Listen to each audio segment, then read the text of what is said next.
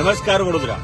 વડોદરા શહેર ભારત દેશમાં મોટા મોટા શહેરોમાં જેનું નામ આવી રહ્યું છે, જેમ કે હૈદરાબાદ, ચેન્નઈ, કલકત્તા, મુંબઈ, દિલ્હી જેવું મેગા સિટી આપણું વડોદરા શહેર કદાચ ટ્રાફિક પોલીસે બનાવી દીધું છે.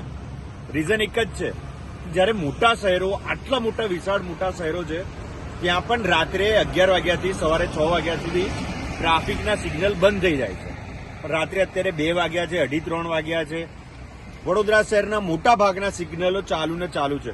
લોકો અસમંજસમાં આવી જાય છે કે ઉભા રહીએ, જઈએ, રોકાઈએ. રાત્રે 3 વાગે પણ ટ્રાફિકના નિયમો લોકો પાડી રહ્યા છે.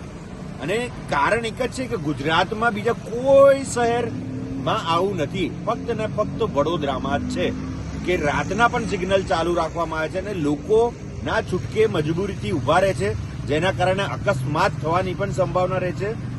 કહેવાય છે કે રાત્રે સિગ્નલ એટલા માટે બંધ રાખવામાં આવે છે કે પેટ્રોલની બચત થાય, ટ્રાફિક ઓછો હોય, લોકો અવર જવરમાં એમને ટાઈમ સમય બચતો હોય અને બીજી કોઈ જાતની મગજમારી ના થાય ને લોકોને જે અવર જવર કરવાનું છે એ અવર જવર કરી શકે. પણ તમે જુઓ, રાત્રે પણ સામે પણ જુઓ, અહીંયા પણ જુઓ, આ બાજુ પણ હું બતાવીશ કે લોકો નિયમ પાડી રહ્યા છે રાત્રે 2:30 વાગે.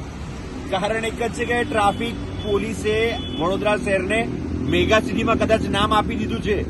ભલે અહીંયા ખાડા હોય, અહીંયા ગટરો ભરાતી હોય, અહીંયા પાણી ના મળતા હોય, તમારે રોડ પર ગાડી ચલાવી હોય તો બધા જ નિયમ છે, પણ રોડ બનાવવાના કોઈ જ નિયમ નથી. એવા આ ટ્રાફિક વડોદરા શહેરના ટ્રાફિક પોલીસે વડોદરા શહેરને બાનમાં લીધું છે.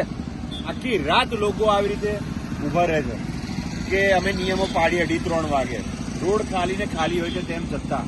તો આ વડોદરા શહેરના લોકોએ વિચારવા જેવું છે અને આવા ટ્રાફિકના જે ઇન્ચાર્જ છે એમનું સન્માન કરવા જેવું છે.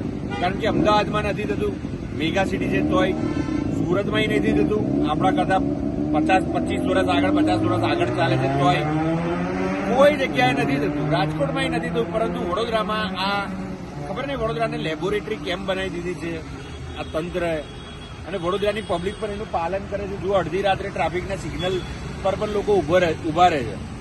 તો હવે રામ ભગવાનની તો સ્થાપના થઈ ગઈ, હવે રામ ભગવાન જ આપણને બચાવશે. જય હિન્દ, જય ભારત.